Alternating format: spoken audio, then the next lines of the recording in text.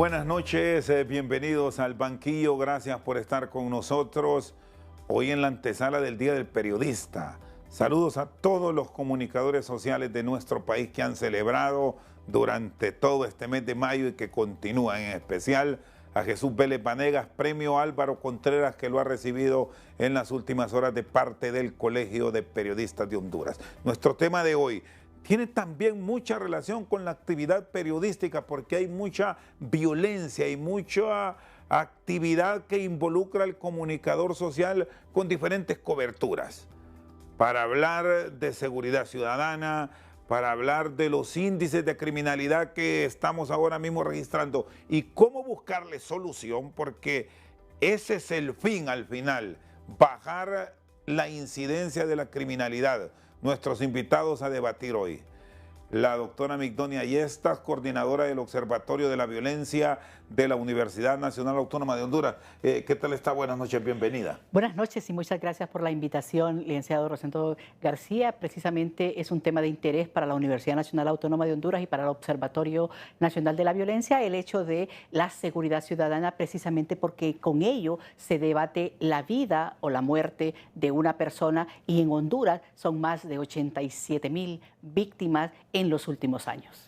Abogado Nelson Castañeda, director de Justicia y Seguridad de ASJ. Bienvenido, buenas noches, gusto saludarlo. Buenas noches, licenciado Rosendo. También me sumo al agradecimiento por abrirle el espacio a ASJ, a Sociedad Civil, para hablar de este tema que también afecta a más de 280,000 hogares que son víctimas de flagelos como la extorsión, que creo que es sumamente necesario dialogar sobre este tema y presentar los análisis que el día de hoy traemos. En el análisis, en la investigación que tiene el observatorio, doctora Yestas, ¿cuál es el hecho que mayor énfasis debe poner la autoridad? Y aquí hablando de la policía, del mismo ejército que también coopera, y los órganos jurisdiccionales del Estado, porque hay que revisarlo uno por uno, pero siempre hay otros dentro de eso que sí hay que atender con mucho mayor énfasis. Sin duda, lo que establece la Constitución de la República,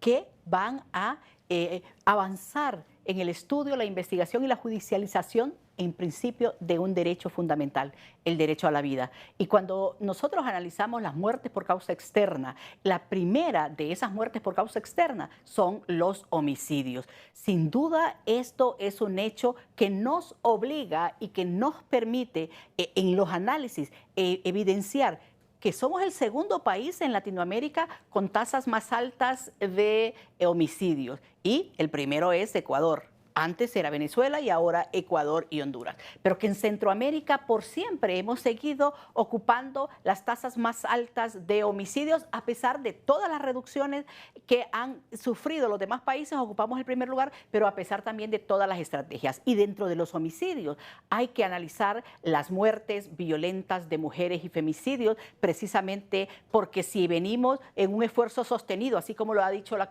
Comisión Interamericana de Derechos Humanos, que desde el 2011, con una tasa de 86.5 por cada 100,000 habitantes, hasta el 2022, con una tasa de 38.2 por cada 100,000 habitantes, ha disminuido en promedio el 50% en la tasa de homicidios, pero en muerte violenta de mujeres no se evidencia esa reducción, precisamente porque tiene que ver con estrategias diferenciadas. No es lo mismo las muertes violentas de mujeres y los femicidios que una muerte a un hombre, porque en las mujeres, por ejemplo, en el año 2022 fueron 308 la violencia contra las mujeres y los femicidios, y ahí había una disminución, pero aumentó en el 2023 precisamente porque estamos cerrando el año y son más de 390 las muertes violentas. Pero dentro de eso, en los delitos contra la vida y la violencia sexual hacia las mujeres y las niñas es otra de las preocupaciones que hay que establecer estrategias diferenciadas. ¿Por qué? Porque violan más a las mujeres y a las niñas que a los hombres. Pero en esa violación a mujeres y niñas, son las niñas de 10 a 14 años las que se llevan la peor parte. Y de donde venimos a lo que hoy tenemos, porque la autoridad de seguridad, que es la que maneja estos cuadros estadísticos, habla de una reducción drástica, dicen ellos, alta. No podemos decir que es favorable porque ningún hecho de esto lo podemos ver como favorable, pero sí hay una caída. Pero dentro de los hechos a revisar, ¿en qué se falló en el caso de las mujeres? Mire, ¿en qué se falló? Y una de las cosas es que si solo atacamos el problema con más militares, con más policías, con más armas, con más logística, y se nos olvida que hay que prevenir la violencia, se nos olvida que hay que dotar de capacidades a las personas para que sepan cuáles son sus factores de riesgo y entiendan cuáles son sus factores de protección y puedan aplicarlos. Pero además es que el problema de la violencia contra las mujeres tiene que ver con una raíz estructural y además cultural, porque la raíz de esto es la discriminación, es las relaciones de poder históricamente que han sido desiguales y que los hombres son los que tienen el control y las mujeres son las que se ven obligadas a ser sumisas ante ese control. Por eso es que en esta violencia contra las mujeres y sobre todo los femicidios, el control del cuerpo, del pensamiento y del comportamiento de una mujer es básico para que se ejerza esta violencia, porque empiezan, por eso es que decimos que es un continuum de violencia, con la violencia física, la violencia psicológica, la violencia sexual y luego la patrimonial, precisamente porque le niegan el sustento a ella y a los niños, y termina después con una muerte violenta que, si es la pareja, expareja o un familiar en violencia doméstica, en violencia intrafamiliar, es un femicidio. Las acciones que tiene ASJ como enfoques puntuales, abogado Castañeda, para revisar todos estos hechos que reflejan en cuanto al tema de denuncia. Ustedes que viven en estudios frecuentes, porque muchas veces se presenta la queja, pero la misma agraviada calla. Y esto es un reflejo que lo hemos venido nosotros a nivel de la radio y la televisión registrando con mucha frecuencia en los últimos tiempos. ¿Qué tienen ustedes de ello? Buenas noches, bienvenidos nuevamente. Buenas noches y gracias. Interesante lo que establece la doctora Migdonia y en efecto, uno de los elementos o los factores que provoca esa reducción en las denuncias que se registran en materia de violencia, pues ameritan a la desconfianza que tiene la población en sus autoridades, en la poca o débil respuesta que se obtiene por parte del sistema de justicia penal, y todo esto es producto pues de la impunidad, la corrupción que se vive, y no solo en este gobierno, sino que en gobiernos anteriores, y este heredó pues esa problemática que todavía no ha podido solventar. Y recordemos algo, la denuncia debe ser considerada no como, la reducción de la denuncia debe ser considerada no como un éxito, sino como una preocupación, porque para nosotros la denuncia es un indicador de confianza. Entre más denuncias existen y se registran, mayor aceptación y confianza va a tener la ciudadanía en sus autoridades.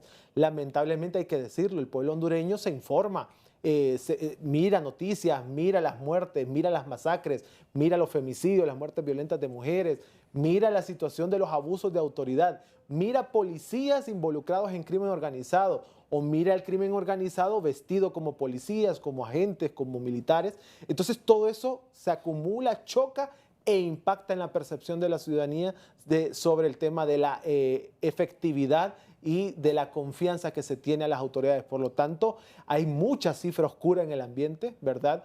Al final, todas esas denuncias que nosotros podemos decir que son fuentes oficiales es al menos un porcentaje mínimo de lo que en realidad ocurre. El caso que nosotros hemos estado manejando esta semana, la extorsión. De la extorsión, simplemente 2.009 denuncias en lo que lleva el estado de excepción. Pero cuando nosotros hacemos una encuesta a nivel nacional para buscar un estimado de cuántos hogares sí son víctimas reales de la extorsión, nos topamos que son más de 283.000 familias que son víctimas directas de la extorsión. Entonces, ¿Y por qué se calla? ¿Qué establece la base de datos sobre denuncia que debemos decir al final es una clave fundamental para tabular y buscar solución al conflicto, al problema que tenemos?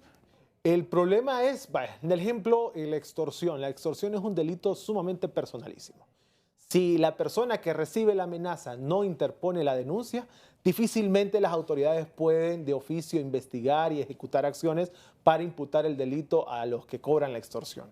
Pero el tema es que en el caso de los transportistas, ellos mencionan, desde el 2000 se ha venido denunciando este fenómeno y poco o nada se ha hecho. Y el problema es que cuando algunos tienen el valor de denunciar el tema de extorsión, se dan cuenta que el sistema no los toma como una persona, sino que como un elemento más del proceso.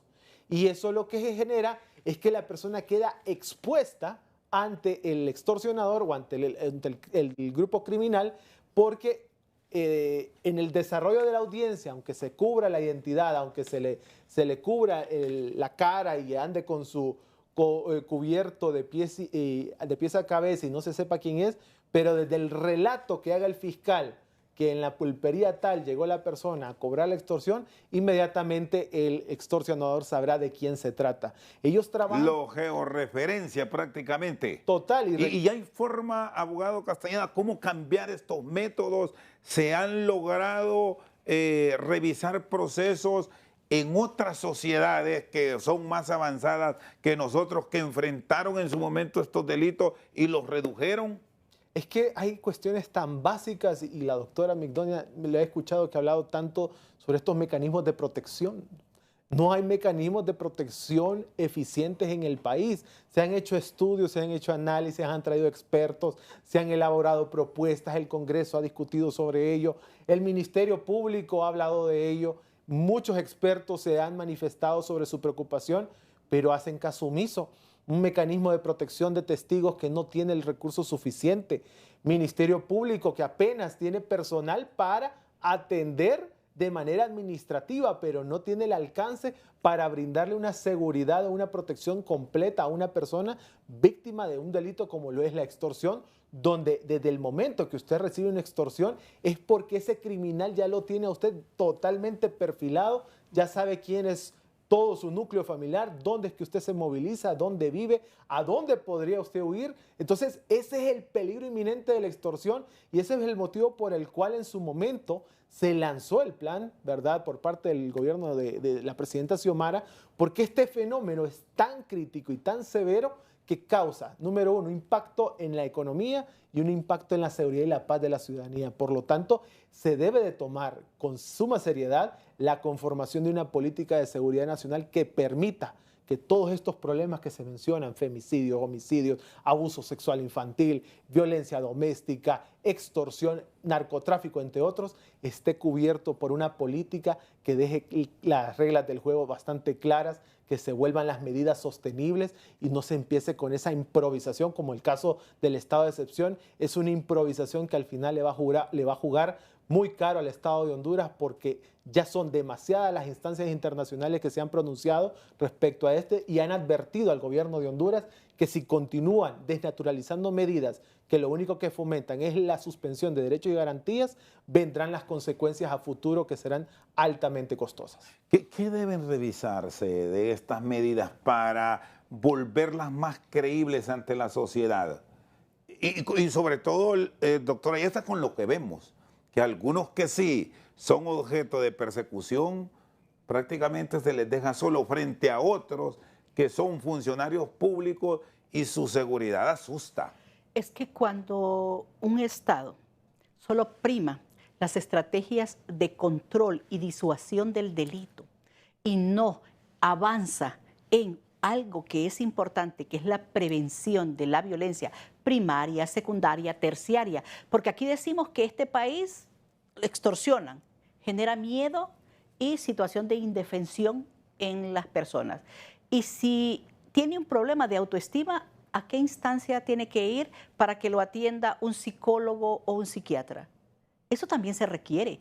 Por eso es que la política integral de seguridad es importante, porque hace que todas las instituciones actúen, hace que todos los municipios, 298, y no solo los que están en estado de excepción, puedan trabajar de forma conjunta entre la sociedad civil y las instituciones del Estado, porque de lo contrario estamos siendo reactivos ante un problema. Hay un problema, entonces reaccionamos, pero no vemos la base, la estructura estructura por la cual hay tanta violencia y criminalidad en el país, que tiene que ver con pobreza extrema, tiene que ver con el tema de la falta de fuentes de empleo, la no inversión en el campo, la proliferación de armas de fuego, pero además el hecho de que en vez de crearse nuevas empresas para que hayan nuevos empleos, se están cerrando esas empresas precisamente por uno de esos temas, por la violencia y por la extorsión. Entonces hay que atacar las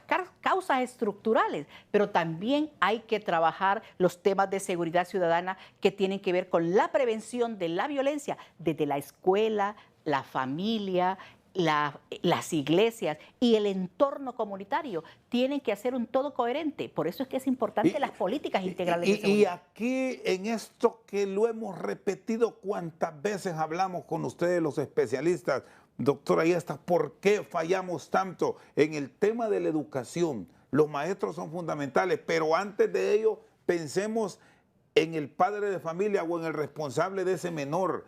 Usted me menciona las iglesias, organizaciones de sociedad civil. ¿Se les está considerando con puntos de opinión, con aportes para revisar y planificar, para tener un todo enfrentando este delito? ¿O aquí cada quien camina por donde se le ocurre? Ese es el problema. El problema es que no concitamos esfuerzos para desarrollar estrategias comunes y estrategias que nos van a servir a todos. ¿Y es por política esto? Eso requiere voluntad política. ¿Por qué? Porque vea usted, decimos que hay muchas capturas. Ajá. ¿Y cuántas de esas se interpusieron acción penal? ¿Y cuántas llegaron a un juicio justo? Hay 3 instituciones ahí de un solo que deben articular esfuerzos y eso es lo que no se hace. Pero estamos trabajando para la prevención con las alcaldías municipales, con las organizaciones de la sociedad civil, con los patronatos. Estamos invirtiendo en la familia. Mire, hay uno de los curas jesuitas salvadoreño, doctor en psicología, el padre Martín Baró, que decía que la familia lo es todo en la sociedad. Y la pregunta es, ¿y nosotros estamos invirtiendo en la familia? ¿Qué clase de familia? Con que a mí me digan, no te metas con mis hijos, no me dicen nada, solo que están poniendo una barrera para que los eduquen. ¿Por qué? Porque lo que se requiere es dotarlos de capacidades, primero para que digan no a la violencia, segundo para que respeten los derechos humanos y en tercero para que esos valores que deberíamos enseñarle en la casa, como la igualdad, como el respeto, se vea en sus hermanas, en sus primas, en las mujeres y las niñas, porque ahí está un problema de género que necesitamos abordarlo siempre, aunque las iglesias digan que no, porque ahí tienen que entender las iglesias que cuando una mujer llega a ese espacio y le dice, mire que estoy siendo víctima de violencia doméstica o violencia intrafamiliar, no le diga, ore hermana, porque Dios así lo quiere. Tiene que decirle denuncie, porque de lo contrario estamos siendo parte de un sistema que avala y promueve la violencia. Pero este pensamiento, usted que es educadora también y lo conoce, cuando se expresa en esos términos, se sataniza. Sin duda. Aquí hay prohibiciones en algunos sectores de la sociedad a plantear esto que usted nos acaba de decir. Miren, cuando somos profesores de educación primaria, de educación media y educación superior y hemos trabajado con esos niños, los niños lo saben. Solo que los padres y las madres no quieren oírlo. Pero todos estos temas ya los ven por las redes sociales y hablan de igualdad, hablan de género, hablan de diversidad sexual y a veces le ocultan a sus padres precisamente porque creen que al ocultarlo o querer no saberlo ya resolvieron una realidad que existe.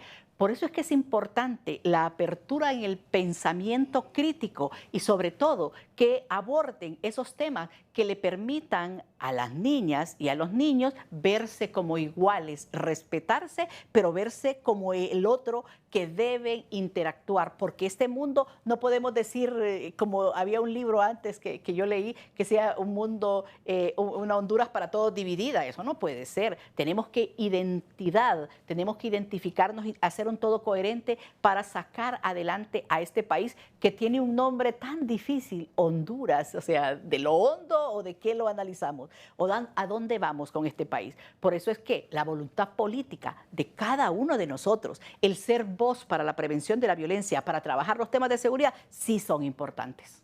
Migdonia Yestas y Nelson Castañeda están con nosotros. Al banquillo, una pausa. En breve continuamos. Seguimos al banquillo revisando temas de la seguridad en nuestro país. Abogado Castañeda, usted me decía sobre el estado de excepción que nos va a terminar pasando factura. Hoy ya son 535 días.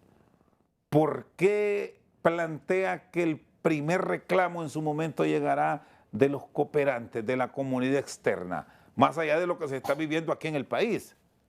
Sí, mire, para contextualizar, desde el 2022, el 6 de diciembre, la presidenta Xiomara Castro decide, a petición de las instancias de seguridad del país, implementar un estado de excepción que le permita darle fuerza a un plan para el tratamiento de la extorsión y con ello hacer un combate frontal e inteligente, dice el documento, contra la extorsión. Pues bueno, son 45 días que dice el artículo 187 de la Constitución que deben las personas que estén vinculadas a esta implementación de esta estrategia o medida, en 45 días solventar esa crisis grave, así, en ese ámbito. Lo que ha preocupado y lo que ha levantado las alertas a nivel internacional respecto a lo que está pasando en Honduras es que llevamos 535 días bajo un estado de excepción cuya naturaleza que se le ha querido dar es como una política o una medida de seguridad. Y es totalmente contrario, en primer lugar, a lo que establece ya la Constitución. La Constitución no deja espacio a la interpretación, es bastante clara cuando dice son 45 días, limita la menor cantidad de derechos posibles, solventar esa crisis y seguir trabajando para que no vuelva a ocurrir. La situación es que llevamos 535 días, las autoridades solo dicen se va a seguir implementando mientras sea necesario, por lo tanto esa manera de responder es lo que genera esa preocupación. Eso en un primer plano. En segundo plano, que se están reportando más de 450 quejas de violaciones de derechos humanos, 110 de mujeres, niñas y jóvenes. Durante la implementación del estado de excepción alegan arbitrariedades y abusos de autoridad y violaciones de derechos en contra de ellas, y 38 establecen que fueron afectadas directamente durante un allanamiento en una hora fuera de lo que establece la Constitución y sin ninguna motivación. Se reporta desde la oficina del Alto Comisionado agresiones sexuales, torturas, desapariciones forzadas, malos tratos. O sea, estamos volviendo a la década de los 80, decía hoy un analista, y es cierto, así se percibe. Lo que pasa es que la gente reacciona hasta que el efecto le causa un daño. Y eso es lo que nosotros estamos advirtiendo. Las autoridades reconocen, en El Salvador hay una gran cantidad de denuncias por violaciones de derechos humanos y dicen ellos, nosotros no queremos incurrir en eso. Reconocen que hay una actividad que es contraria a lo que establece esta medida, pero obviamente se siguen reportando estas violaciones de derechos humanos. Se le ha dado una carta blanca a las autoridades, y hay que decirlo, no solo a la Policía Nacional, también a la Policía Militar y otras instancias de seguridad nacional, y esto nos está llevando a una situación que va a escalar de una advertencia internacional a una condena, y esto es lo que se debe de evitar a toda costa. Y aparte, ya para no tomar mucho tiempo, sumado a esto hay otro problema aquí de fondo, que es la ilegalidad en la ampliación de estos decretos de estado de excepción. El Congreso, o sea, de acuerdo a la Constitución, debe ratificar cada uno de los PCM cuando se amplía el estado de excepción. Y hemos identificado nosotros con el análisis de los PCM que hay todavía decretos que no se han ratificado. Por lo tanto, y aquí es donde viene la preocupación, y aquí es donde viene la advertencia y la sugerencia positiva a las autoridades y tomadores de decisiones. Todo eso que mencionan de detenciones, allanamientos, decomisos, capturas, ya tiene vicios de nulidad y le dan herramientas a los defensores de todas estas personas detenidas, aunque sean culpables, de que estas personas queden absueltas porque la medida mediante la cual se aplicó la detención, el allanamiento, la captura o el decomiso fue bajo un estado de excepción totalmente ilegal por no estar ratificado. Ahora, hemos escuchado de algunos estudiosos que algo se tenía que hacer al tener una violencia criminal desbordada en nuestro país y que muchas veces las actuaciones que se tienen no es en contra de angelitos, que hay que poner mano dura porque si no, esto se nos va de las manos. Bajo un escenario planteado como este, abogado Castañeda, incorporar en las acciones que tiene a través de operativos la policía de orden y seguridad, la policía militar del orden público, a defensores de derechos humanos, a fiscales del Ministerio Público e incluso a veedores de la sociedad civil, puede cambiar el panorama para tener una aplicación puntual de un estado de excepción que algo debe dejar a la sociedad como tal? Mire, es que el error estuvo, licenciado, desde el momento en que se posicionó en un pedestal el estado de excepción y se dejó desatendido el plan para el tratamiento de la extorsión. Nosotros lo aplaudimos en su momento porque son 8 ejes estratégicos que si estuvieran cumpliendo cada uno de ellos, estaríamos en otra situación. El tema es, y es que no puede usted desnaturalizar una medida que ya establece la Constitución, lo establecen convenciones internacionales, de que usted no puede sobrepasar o violentar derechos y garantías de los ciudadanos para obtener resultados. Usted tiene que trabajar por la ciudadanía, usted tiene que trabajar por la población, pero nosotros no tenemos por qué renunciar de manera permanente porque no se sabe una fecha de culminación de esta medida. Entonces no tenemos por qué nosotros renunciar a esos derechos. Yo no tengo por qué aceptar de que esté vigente que a mi casa, a la casa de usted o a la población que nos está viendo, puede ingresar cualquier autoridad en cualquier momento y sin ninguna justificación. Eso es lo que nos están advirtiendo. Eso es gravísimo. Eso en otros países ha sido castigado, penado, porque por eso tenemos o vivimos en un Estado de Derecho, donde se respeten esos derechos y garantías. Sí exigimos, y por eso estudiamos el fenómeno, que se tienen que tomar medidas contundentes, pero hay medidas que están en la mesa, pero que no se han abordado por lo que dice la doctora. Falta de voluntad política, quieren combatir la extorsión, porque yo sigo viendo en pulperías que los chips de teléfono los siguen vendiendo como si fueran churros. Ahora usted puede comprar un chip en una pulpería y usted activarlo. ¿Dónde está la regulación de eso? Ahora usted puede adquirir tarjetas de débito donde usted ingresa dinero digital y ya no tiene ni el nombre ni datos de la persona. Entonces, más bien, lo que están haciendo es permitiendo que se fomenten herramientas para que el crimen organizado pueda ocultar con mayor efectividad el dinero que obtienen de la extorsión y cada vez más se le hace más difícil a las autoridades obtener resultados. Y por último, la presidenta fue contundente al decir: yo necesito que cada uno de los involucrados del sistema de justicia penal y de seguridad y defensa se unan y trabajen de manera integral para lograr los objetivos. Y nosotros todavía seguimos viendo que toda la responsabilidad estaba sobre la Policía Nacional y en cierta parte sobre la Policía Militar. ¿Y dónde está el rol entonces del Ministerio Público, del Poder Judicial, de CONATEL, de la Comisión Nacional de Banca y Seguros?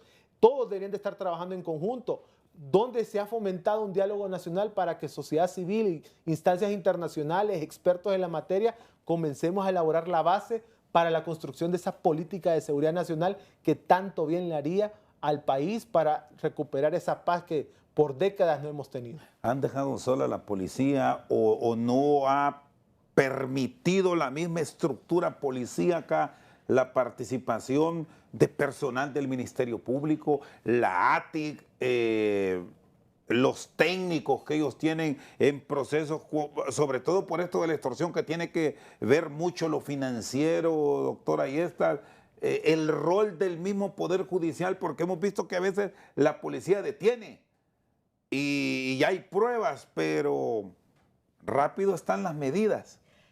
O no son suficientemente contundentes las pruebas. Yo creo que el problema de la Policía Nacional es que, como la vemos cercana a la ciudadanía, como siempre hemos dicho que debe estar más cercana, creemos que es una piñata que hay que aporrear todos. porque le exigimos a la policía que reduzca la violencia y la criminal o la inseguridad cuando hay otros entes que también están involucrados, y bien lo decías, la policía, el Ministerio Público y la Corte Suprema de Justicia y la Policía Militar del Orden Público, que se supone que debe estar por un periodo específico y no para siempre, porque eso son Fuerzas Armadas, defensa, no seguridad. Pero además, siempre estamos exigiéndole la depuración, pero ¿por qué no depuramos los otros? Vea, acaban al ejército en sus instalaciones, se acaban de perder 144 kilos de coca, y ¿quién ha exigido que pase algo ahí? Hay poca transparencia y siempre se le está exigiendo más a la Policía Nacional. Sabemos que debe tener unos controles rigurosos para que no se perviertan o que no cumplan la misión que corresponde, pero deben establecer una relación con los demás entes de seguridad y justicia para abordar el fenómeno. Pero es que el problema es que ni entre ellos se tienen confianza, y entonces ¿cómo la ciudadanía va a tener confianza en estas instituciones o secretarías de Estado? Y ahí es donde volvemos al tema de esa confianza. ¿Qué dijo la Comisión Interamericana? Que la confianza es poca en estas instituciones. En la última encuesta que el Observatorio Nacional de la Violencia estableció, se definió, y la población consultada estableció que el 89.9% de la gente se siente insegura en el país, y que menos del 40% es la nota que le dan a todas las instituciones de seguridad y justicia en confianza. Entonces, ese es un tema que se gana en función de resultados, en función de trabajar en conjunto con las instituciones, con la sociedad civil, y no ver a la sociedad civil como el enemigo público número uno, precisamente porque están apoyando al Estado de Honduras a mejorar la seguridad y la justicia, porque de lo contrario, entonces lo que estamos viendo es la pérdida de esos espacios cívicos que se requieren en una democracia fuerte. La depuración no ha ido en todos estos últimos tiempos con estos señalamientos que ha recibido la policía, con la exigencia de la sociedad, de acuerdo a todo lo que va evolucionando en el país. Mire, ya la policía ha tenido más o menos 4 procesos de depuración. El último, más del 45% de los policías salieron fuera y están regresando muchos de ellos. Pero el control interno, la DIDAPOL o otras instancias dentro de las mismas instituciones del Estado tienen que hacer su trabajo, porque día con día vemos que hay policías que están vinculados en actividades delictivas, que son parte del problema y no de la respuesta o de la solución ante la problemática de seguridad. Pero también los vemos en la Corte Suprema de Justicia. Vemos que hay en el Ministerio Público y ahora, mientras no nos digan lo contrario, en las Fuerzas Armadas. Pero ahí es donde se requiere fortalecer a las instituciones para que no tengan y no sean parte de esos problemas, como el involucramiento en actividades delictivas como maras y pandillas, crimen organizado y bandas delincuenciales, como lo vemos de cuando en cuando capturan a policías, a fiscales o a jueces que fueron a sacar al Banco Central, por ejemplo, muchos y muchos millones de lempiras. Eso lo que demuestra es que tenemos un Estado o unas instituciones débiles que es necesario fortalecer. Porque ¿qué es un beneficio del estado de excepción para la Policía Nacional? Que le aumentan y que tiene presupuesto y que con ello puede formar a los efectivos policiales o dotarse de logística o de Black Mambas y todos los instrumentos que necesita. Pero ¿por qué el Estado, en vez de establecerlo en un estado de excepción, en el presupuesto general de la República establece que la policía debe aumentársele ese presupuesto igual que al Ministerio Público, porque también son a los dos que no se les aumenta el presupuesto, y a los fiscales, a los defensores públicos, para que tengamos mejores funcionarios y con los debidos responsabilidades que corresponden? Migdonia Ayestas y Nelson Castellén están con nosotros al banquillo. Una pausa. Cuando regresemos vamos a hablar también del tema del narcomenudeo que es otro de los puntos que están ahora mismo atacándose en la sociedad hondureña y que es una de las tareas pendientes de la autoridad aquí en el país. Ya volvemos. Seguimos al banquillo con nuestros invitados de hoy, el abogado Nelson Castañeda y la doctora Migdonia. Y este es el tema del narcomenudeo. Mire. Bueno, y más que eso, ahora con la acción que desarrollan las Fuerzas Armadas, que nos ha expuesto en blanco y negro, que donde antes eran grandes cultivos de frijoles y maíz, hoy es hoja de coca lo que se está sembrando. El problema de Honduras, volvemos a la debilidad institucional. Cuando yo le pregunto al director de la DIPANCO, ¿dónde se siembra esas plantas de coca? Me dice, en tierras nacionales. Porque mi teoría es, ¿y por qué no capturamos a los dueños de las tierras precisamente para que nos digan a quién se las alquilaron o quién le usurpó esas tierras? No, son nacionales. Entonces, ¿a quién? ¿Al mismo Estado vamos a capturar? Eso no es posible. ¿Y la responsabilidad de un alcalde o callan por el mismo temor a ser víctima? Porque esto está bien organizado. Y muchos que están involucrados. Ya estamos viendo en la zona sur a un alcalde que está prófugo precisamente porque están involucrados. Mire, el hacer dinero fácil es fácil. Por eso es que Henry Mill decía, ¿qué hace al dinero hacer más dinero? Y es el deseo de las personas, básicamente. ¿Por qué? Porque si actuamos con honestidad podemos hacer muchas cosas por este país. Pero cuando este país está lanzándose a un estadio superior que solo se compara con Venezuela, con Bolivia y con Colombia, de países productores de coca, ahí es donde, porque no solo es que tenemos el microtráfico o que somos un país de paso, es que ya tenemos narcolaboratorios, tenemos narcopistas y tenemos plantaciones de coca en departamentos que hay concentración poblacional, pero que históricamente han habido grupos de narcotraficantes como Olancho, Lloro, Colón, Atlántida y Cortés. Los envíos a Nueva York, a la Florida, ahora también a Virginia y a California no han bajado. Sin duda. No, o sea, no han bajado refiriéndose a la operación aquí en el país. Y lo lastimoso de eso es que, ¿cómo nos dimos cuenta nosotros que teníamos un problema grave de narcotráfico? Primero por las consecuencias, para la punta del iceberg, muchos muertos, sin saber qué pasaba.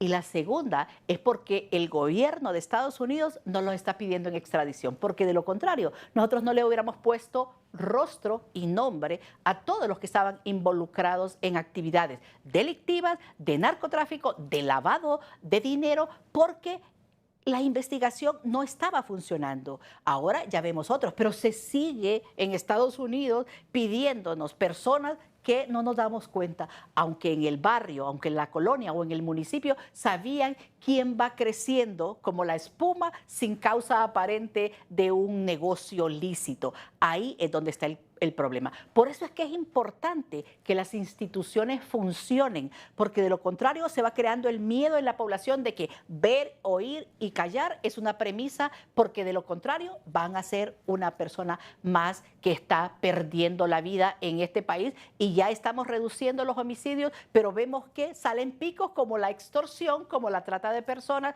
y otros delitos como el robo y el hurto que no llegan a muerte violenta y siguen afectando a la población, que hace y establece que este es un país inseguro. Y si ves, las consecuencias es la gente migra. La gente se va porque, como aquella canción decía, aquí no se puede vivir, mejor me voy de aquí. Y aquí sí me decía... Sí, yo solo quiero hacer una acotación, y es importante lo que dice la doctora. El mismo Estado está proveyendo la crisis. En primer lugar, si no hay trabajo y decimos que hay más de 70% de personas viviendo en extrema pobreza, en pobreza, entonces hay que buscar la manera de subsistir. Exacto. Y el crimen organizado tiene como plan siempre cooptar a la juventud, ¿verdad? Y ese es uno de los elementos que siempre se ha dicho, se ha manifestado. Entonces se da el narcomenudeo como una manera de subsistir de muchos jóvenes. Y digo jóvenes porque cuando uno solicita información ante el Poder Judicial para ver cuál es el grupo etario que más está involucrado con el narcomenudeo, usted va a encontrar jóvenes ya desde 15, 16 años hasta los 29 años. Pero ellos no son los cabecillas. Ellos no son los que planean dónde voy a sembrar, cómo lo voy a distribuir. Al final ellos solo son un medio para que la droga se distribuya en un territorio específico. Y eso lo está proveyendo el Estado.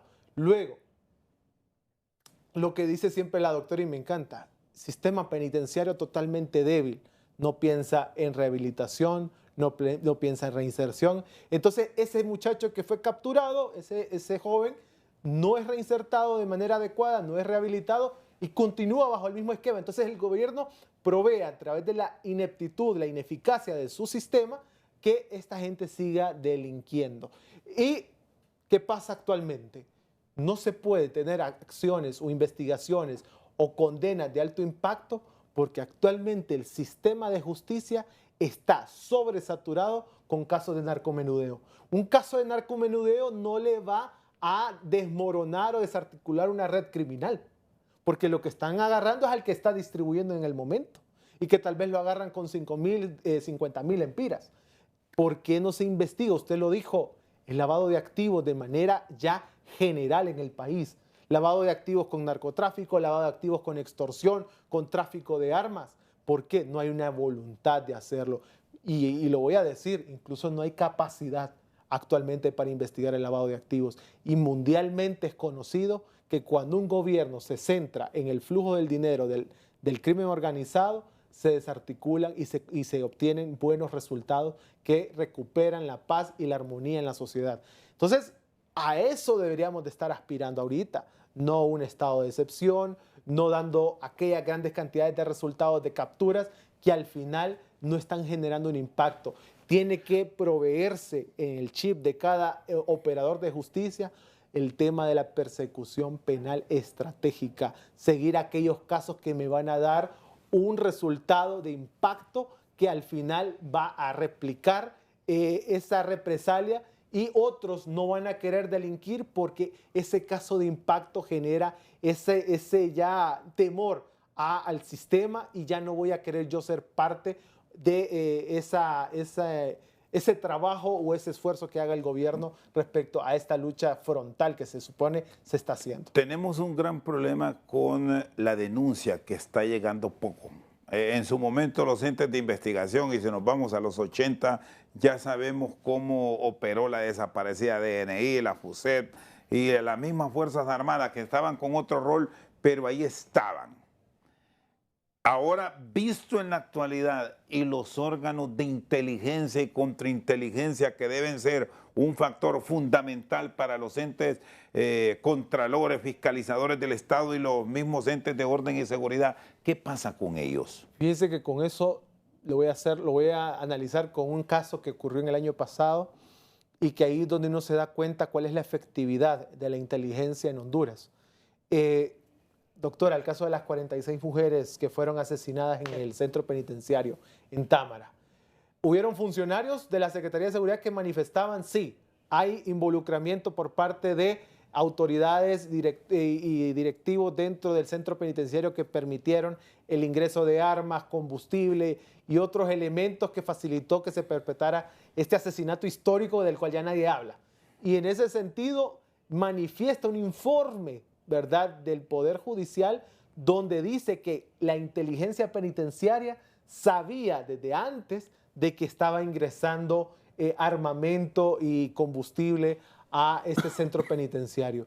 Entonces ahí es donde uno se pregunta, ¿y cuál es el resultado entonces de tener inteligencia en el país, inteligencia criminal o inteligencia investigativa, si no se va a reaccionar o prevenir situaciones lamentables como esto? Y es por ello que el día de hoy la doctora le dice que en 2023 se cierra con más de 390 muertes violentas contra mujeres, porque solo en un solo hecho se registraron 46 muertes violentas. Muy bien, vamos a hacer una pausa aquí en El Banquillo. Ya venimos en la parte final con nuestros invitados de hoy, revisando el tema de la seguridad ciudadana, el actuar de la policía, los grandes retos que se tienen para mejorar las condiciones de vida y la seguridad de los hondureños. Una pausa. Seguimos al banquillo con nuestros invitados de hoy, Migdonia Ayestas y Nelson Castañeda. El tema de la investigación criminal que planteábamos puede dar pasos que permitan lograr mayor credibilidad de los entes de investigación, pero hay poca investigación como tal, y me voy a quedar con el tema que usted me dijo de los homicidios, de los feminicidios, salvo una detención infragante o hechos de alta relevancia que están a nivel mediático, tanto en los medios de comunicación masivos y en la social media, sí caen los implicados, pero una buena cantidad se queda en impunidad. Sin duda, y ese es el reclamo de la población, si salieran a las calles las 85.000 familias, 87.000 familias, a demandarle al Estado que le diga por qué le quitaron la vida a su familiar, porque es en homicidios, y quién lo hizo, tendríamos problemas. ¿Se imagina todo Tegucigalpa lleno con 87.000 familias? Porque esos son los homicidios desde el 2005 hasta el 2022. ¿Qué es lo que pasa ahí? ¿Cuál es el primero? A la escena de crimen debe estar el investigador criminal, precisamente porque los primeros indicios ahí debe tomarlos. ¿Quién lo mató? ¿Por qué? ¿Cuáles son las pruebas que tengo ahí? Pero si no pasa eso, y si la investigación criminal tiene pocos funcionarios, si la investigación criminal no tiene la logística, no tiene los instrumentos científicos criminales, hay criminólogos y criminalistas, y no tiene la voluntad política para hacerlo, difícilmente vamos a lograr. Porque en este momento, imagínate, 3.000 homicidios, digamos. ¿Cuántos funcionarios de la Dirección Policial de Investigación hay para investigar solo el tema de homicidios? Son bien pocos, entonces tendrían que estudiar más o menos 500 y 600 homicidios cada uno. Entonces, en un día tendrían que resolver 365 homicidios en el año. Eso no es posible. Por eso es que se requieren equipos, primero, inter y multidisciplinarios a la hora de investigar, porque no solo es expertos en criminalística y criminología, es que necesitas abogados, es que necesitas trabajadores sociales. ¿Por qué? Porque el problema... Y aquí hay otro problema, que los presupuestos, como planteaba Nelson, no terminan ajustando por más y más que se le meta. Sí, por eso es que yo decía que una ventaja de este estado de excepción es que se le está aumentando el presupuesto a la policía para comprar Black Mambas, para comprar armas, para contratar y capacitar funcionarios policiales. Eso es una ventaja, pero requiere mucho más. Y el haber, no sé si Nelson quiere participar, y Migdonia, para cerrar, llevado la política a la policía desde los últimos años, no de ahora. Debemos reconocer que se han buscado hacer cambios, sobre todo en los últimos, de la última década. ¿Qué tanto daño le hizo a una policía que ya sabemos dónde están incluso directores de la institución? Sí, mire que ahí es un tema cuando una institución pierde su horizonte, y es ahí donde tienen que actuar las máximas autoridades para poner los pies en la tierra, todas estas personas que dirigen estas importantes instituciones, y con ello evitar que la impunidad siga creciendo, que las injusticias se sigan reportando. Mire, da pesar, por ejemplo, cuánto costó conformar una agencia técnica de investigación criminal para que trabajara más de cerca con el Ministerio Público, en casos de alto impacto, en casos de corrupción, en casos de lavado de activos, ¿no? Y en casos relacionados a aquellos problemas sustanciales que tanto se mencionaban. Y desde que se instauró la ATIC, inició esa competencia para ver quién era mejor, si la ATIC o la DPI. Y actualmente, ¿qué es lo que estamos viendo? Una ATIC totalmente desarmada, por así decirlo, que ya no cuenta con las herramientas esenciales, básicas para la investigación.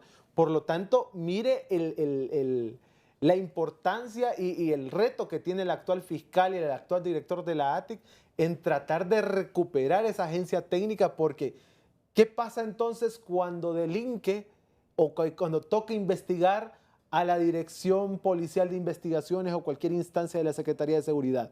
Para eso está la ATIC, porque hay pesos y contrapesos, y ahí es donde nace esa necesidad de tener siempre otro brazo investigativo que sea contrario a la Secretaría de Seguridad y a la Secretaría de Defensa, y esto le puede asegurar usted efectividad.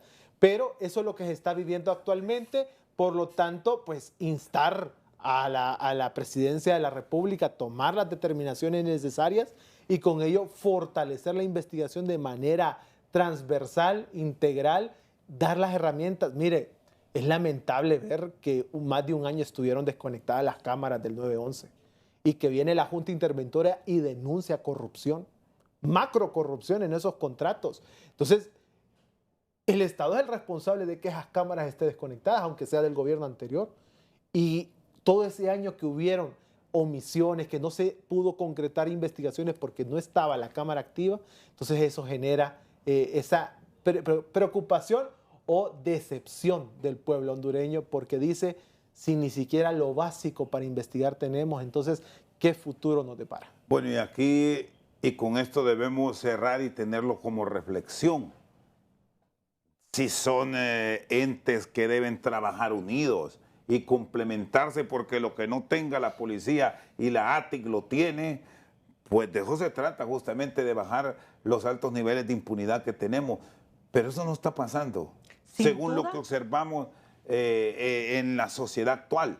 Sin duda eso no pasa porque lo que quieren cada una institución es como ser conquistadores y poner llevarse ellos los aplausos. Llevarse los aplausos ellos. Y no hay un trabajo interinstitucional, aunque la ley les manda que, por ejemplo, la DPI o la Policía Nacional, cuando desarrolla un proceso de investigación, debe estar al mando de un fiscal. ¿Y en qué momento está pasando eso? ¿Por qué cuando hay un juicio pierde la fiscalía? Porque ellos dicen, nuestro sustento de la prueba científica no estaba bien. Y ahí es donde se vuelve un problema, porque entonces la relación que deben tener estas instituciones, ni siquiera en estadísticas logras. Hay muchos esfuerzos que se han querido desarrollar para tener estadísticas únicas entre la policía, la fiscalía y la Corte Suprema de Justicia. El RI es uno de los últimos ejemplos que invirtió la Unión Europea y no pasó nada, porque si no hay confianza y no hay un trabajo que por amor a este país necesitamos ser transparentes, rendir cuentas, no va a pasar nada. Muy bien, Migdonia Yestas, coordinadora del Observatorio de la Violencia de la Universidad Nacional Autónoma de Honduras, y el abogado Nelson Castañeda, director de Justicia y Seguridad de ASJ. Por su sintonía, muchas gracias.